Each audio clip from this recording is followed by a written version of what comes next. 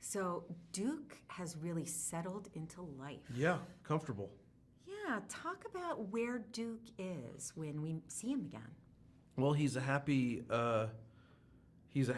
camper at his new home. I mean, well, we picked up a few years after the movie ended, but he was in between places. He didn't know where he was going to end up, for sure when we first met Duke, and then of course he and Max are together. But now he's home. He's happy. He's best friends with Max, and they have their best friend Liam, who they look out for, and he's comfortable. I mean, I think that's the biggest thing is like Duke knows who he is. Before we met him, and it was like he didn't know really if he fit in.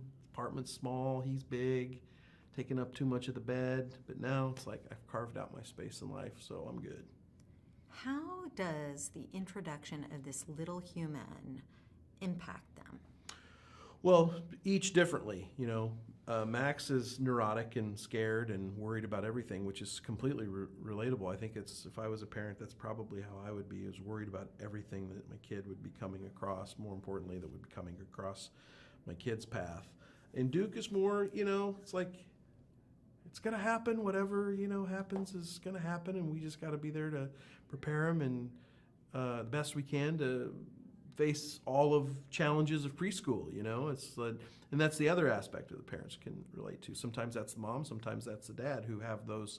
But the thing is you come together and you co-parent, you figure out how to best prepare your kid.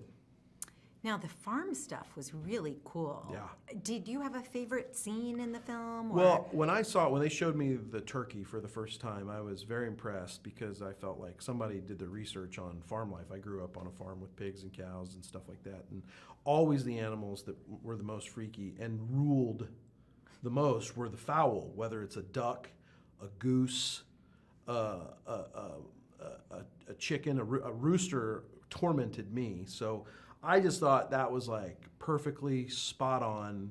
They nailed that. Awesome. Yeah. Why are we so crazy about our pets?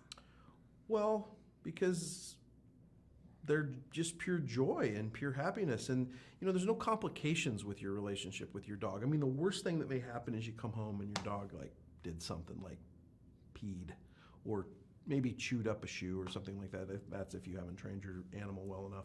But the truth is, your dog never disappoints you, lets you down, never says they'll pick you up from the airport and then doesn't show up. Humans do that, right? So there's no complication involved. It's all good times for the most part. And anything that a dog does or a cat does that upsets you, it's forgettable. You don't remember it. So we love our animals for that reason. Now, the adventures seem very different this time around. Right. It just seems like a completely different... It's bigger. Yeah. How is this so different from the first? Well, it's just bigger stakes. It's a lot more going on. You got the 3 stories going on, which is a lot happening with Kevin and their antics and ours and everything else. It's just like there's a tremendous amount. And I always say, the movie takes, it's like that click to the top of the hill of a roller coaster, and then once you get there, it's like, whoom, down we go. And this movie feels like just a steeper, faster roller coaster than the first one. And it's also, in my opinion, has more heart. I think people are going to walk away. I mean, the end of the first one, singing just, lovely day, and all the people are coming home with their pets. Beautiful, beautiful moment. But the way this one ends is, just a real sweet send up to our relationship with animals.